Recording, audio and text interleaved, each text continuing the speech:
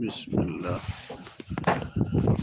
اما الرکن الثانی، دوسرا رکن وہ ہے معقود علیہ، یعنی جس پر عقد کیا گیا ہے، یعنی مبیع، یعنی مبیع. یشترط فیہ سلامتہ، اس میں ضروری ہے مبیع محفوظ ہو غرر سے اور ربا سے. اور اس مسئلے میں مختلف فی متفق علیہ، اس پر بات ہو گئی ہے. واسباب الاختلاف فی ذلک، اور اختلاف کے اسباب پر بھی بات ہو گئی ہے، تکرار کا فائدہ نہیں ہے. غرر جو ہے کیا ہے؟ ینتفی عن الشیء، کسی چیز سے نفی ہو، 5 چیزوں کی نفی، یہ غرر ہے. پھر ان میں سے کوئی ایک چیز بھی پائی گئی تو وہ کیا ہوگی؟ غرر. نفی ہو کسی چیز سے کیا؟ پہلی چیز یہ ہے کہ وہ معلوم الوجود ہو، 1. نمبر 2 معلوم الصفت، صفت معلوم. نمبر 3 معلوم القدر. نمبر 4 اس کی سپردگی پر قوت حاصل ہو. اور سپردگی والی بات دونوں جانبوں میں، ثمن میں بھی اور مسمون میں بھی. ٹھیک ہے نا؟ بائع جو ہے نا وہ مسمون پر قادر ہو، مشتری ثمن پر قادر ہو. اور 5ویں چیز معلوم الاجل، اگر بیع مؤجل ہے، ادھار ہے، تو اجل معلوم ہونی چاہیے. تو یہ سوال اس طرح آ جاتا ہے، سمجھے کہ نہیں، کہ غرر سے کیا مراد ہے، سمجھے غرر سے کیا مراد ہے. تو یہ 5 صفات کی نفی، سمجھے کہ نہیں. تو معلوم الوجود ہونے چاہیے، مجہول الوجود نہ ہو، صفہ معلوم ہو، مجہول نہ ہو، مقدار، قدرت، اجل. بات سمجھے کہ نہیں؟ 5 چیز، یہ بات ختم. تیسرا رکن ہے عاقدان، یعنی بائع اور مشتری. یشترط فیہما، اس میں شرط لگائی گئی ہے، 3 شرطیں ہیں. عاقدان میں کتنی شرطیں ہیں؟ 3. نمبر 1 ان یکونا مالکین، دونوں مالک ہونے چاہیے، مکمل ملک، یا وکیل ہوں تو تام الوکالہ، وکالت مکمل ہو. بائع مشتری یا دونوں مالک ہونے چاہیے اپنی اپنی چیزوں کے، یا دونوں وکیل بھی ہو سکتے ہیں، تو وکالت بھی کیا ہو؟ کامل ہو. دوسری شرط یہ ہے بالغین، دونوں بالغ ہونے چاہیے، بائع بھی اور مشتری بھی، کیونکہ بیع الصبی، بچے کی جو بیع ہے یہ مختلف ہی ہے.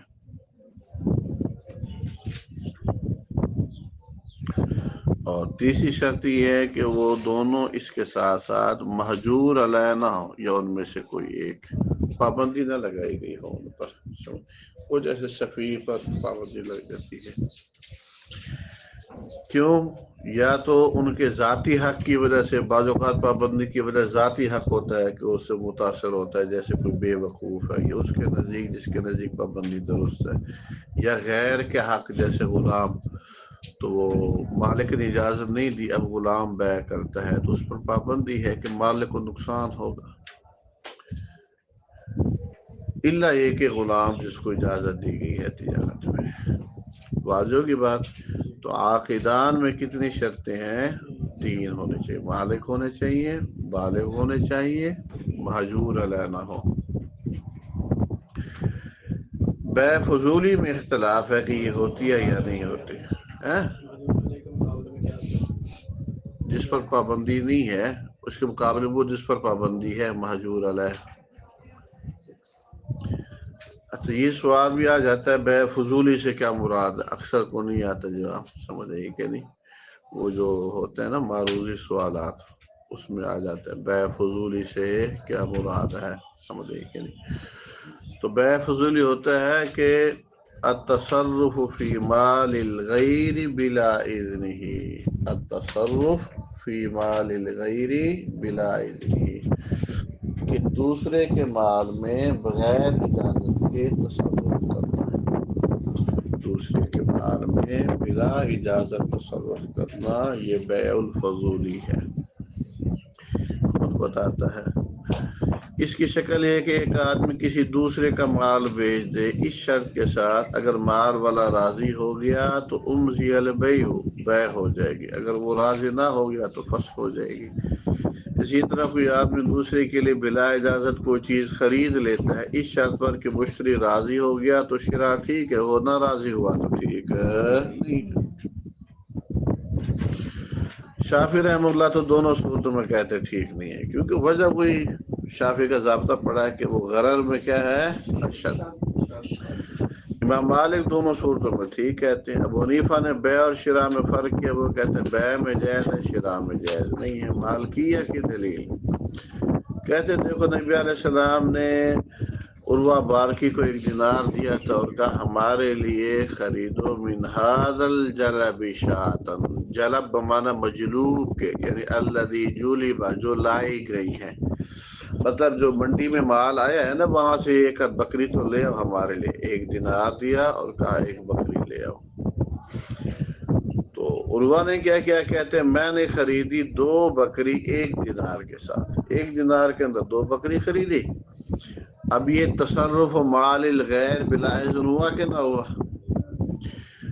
تو 1 بکری بیچی میں نے 1 دینار میں، اب یہ بلا اذن کیا ہے بیع ہے، اور 1 بکری اور 1 دینار بھی لے آیا. تو میں نے کہا اللہ کا رسول یہ بکری یہ دینار، تو آپ نے کہا اے اللہ برکت دے اس کے سودے میں. وجہ سے لال کیا کہ نبی علیہ السلام نے نہیں حکم دیا اس کو دوسری بکری میں کا تو حکم نہیں دیا تھا، نہ ہی خریدنے کا دوسری بکری نہ بیچنے کا. تو یہ بات ابو حنیفہ کے خلاف جاتی ہے کہ غیر کے لیے شراء درست ہے. ابو حنیفہ کہتے تھے شراء ٹھیک نہیں ہے، جبکہ یہاں شراء ہوا ہے. اور شافعی کے خلاف جاتی ہے دونوں باتوں میں، یہاں بیع بھی ہوئی اور شراء بھی ہوا. امام شافعی رحم اللہ کی دلیل کیا ہے؟ نہی جو آئی ہے بیع الرجل ما لیس عنده.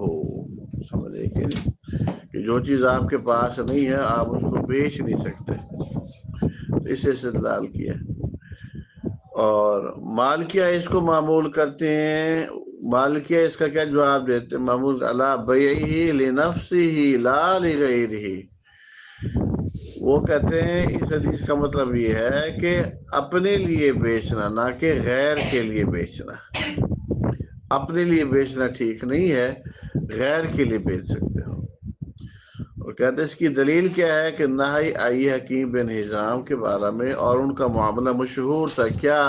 وذالک ذالک کا اشارہ قضیہ کی طرف. ان کا معاملہ کیا تھا؟ وہ بیچتے تھے اپنے لیے ما لیس عنده جو ان کے پاس نہیں ہوتی تھی. مطلب ہے سبب ورود کے ساتھ اس عمومی حکم کی تخصیص کی. سبب ورود کیا بنا؟ اس عام حکم کے لیے مخصص بنا. تو وجہ خلاف کیا ہے؟ وجہ خلاف کیا ہے؟ کہتے ہوئے مسئلہ مشہورہ اذا ورد النہی علی سبب، جب نہی آئے ایک سبب پر، یعنی خاص پس منظر کے بعد، جیسے لا تبیع ما لیس عندک حکیم بن حزام کو کہا حمل علی سبب ہی، تو اس نہی کو اس خاص سبب پر معمول کیا جائے گا، او یہاں بھی اس کو عموم. سمجھے کہ تو یہ جو ہے نا مسئلہ ہے، بات سمجھے کہ نہیں؟ تو یہ ایسے ہی ہے جیسے دوسری مشہور روایت لیس من البر الصیام فی السفر. اب خاص پس منظر کیا تھا؟ مشقت والا. سمجھے کہ نہیں؟ تو اس پر شنقیطی رحمہ اللہ کی بڑی بہترین مذکرہ کے اندر جو ہے نا اس مسئلے پر کہ نہی کسی حکم سبب کے بعد آئے تو نہی عام ہوگی یا نہی خاص ہوگی. تو خلاصہ یہ ہے شنقیطی رحمہ اللہ کہتے ہیں کہ جو عام حکم کسی سبب کے بعد کوئی عام حکم آتا ہے تو اس کی 3 صورتیں ہیں. نمبر 1 کہ اگر تو اس عام حکم کے اندر کوئی قرینہ موجود ہے جو عموم پر دلالت کرتا ہے تو پھر وہ عام معنی لیا جائے گا، سبب پر معمول نہیں کیا جائے گا. سمجھ نہیں کریں. تو مثال اس کے لیے جیسے السارق والسارقۃ فاقطعوا ایدیہما. اب یہ عام ہے، اس کا سبب کیا تھا کہ مخزومی عورت کا چوری کرنا، اسی طرح وہ ایک صحابی کا چادر کو چوری کرنا. سمجھ نہیں کہ نہیں. تو اب حکم جو ہے نا عام ہے، السارق والسارقۃ فاقطعوا ایدیہما. تو صیغہ صفت کے ساتھ آیا تو یہ چیز علت پر دلالت کرتے، گویا کہ قطع ید کی وجہ کیا ہے؟ سارقہ. سمجھیں تو عام حکم. دوسری صورت کہ اگر عام حکم کے ساتھ کوئی قرینہ ہو تو پھر اس کو خاص پر بھی معمول کیا جا سکتا ہے، جیسے لیس من البر الصیام فی السفر. اب یہاں قرائن موجود ہے، نبی علیہ السلام نے خود سفر میں روزے رکھے ہیں. تو اگر بر نہ ہوتا تو نبی علیہ السلام روزے پھر کیوں رکھتے؟ روزے رکھنا دلیل ہے کہ بر ہے. تو اس کا معنی یہ ہے کہ پھر لیس من البر الصیام فی السفر یہ عام نہیں ہے، بلکہ العام المراد به الخصوص. پھر گویا کہ یہ حکم خاص ہے اس سبب کے ساتھ، یعنی جب مشقت ہو تو پھر لیس من البر الصیام فی السفر ہے. تیسری کہ جب تخصیص کی بھی دلیل نہ ہو، تعمیم کی بھی کوئی دلیل نہ ہو. یہ صورت مختلف ہی ہے، اس میں اصولیوں کی دونوں آراء ہیں. جب تخصیص کی بھی کوئی دلیل نہ ہو اور عموم کی بھی کوئی دلیل نہ ہو تو اس میں پھر کیا ہے؟ دونوں آراء ہے. بہرحال احتیاط اسی میں ہے کہ پھر عموم کے اوپر عمل کیا جائے. تو کہتے ہیں فہذہ ہی اصول القسم، یہ اس قسم کی بنیادی باتیں تھیں جو ہم نے بیان کر دی ہیں. قصہ مختصر، اس قسم کے اندر غور و فکر وہ کیا ہوا منطوق بالقوت فی الجزء الاول. لفظ منطوق ہے، ہمارے پاس قاف نہیں ہے. تو کہتے ہیں پہلے حصے میں اس پر بات ہو گئی ہے. ولیکن النظر الصناعی الفقہی، لیکن فقہی جو غور و فکر ہے نا، نظر الصناعی الفقہی، فقہی فنی، صناعی فنی، فقہی فنی جو غور و فکر وہ تقاضا کرتی ہے ان یفرد بالتکلم فی، کہ اس پر الگ سے بات کی جائے.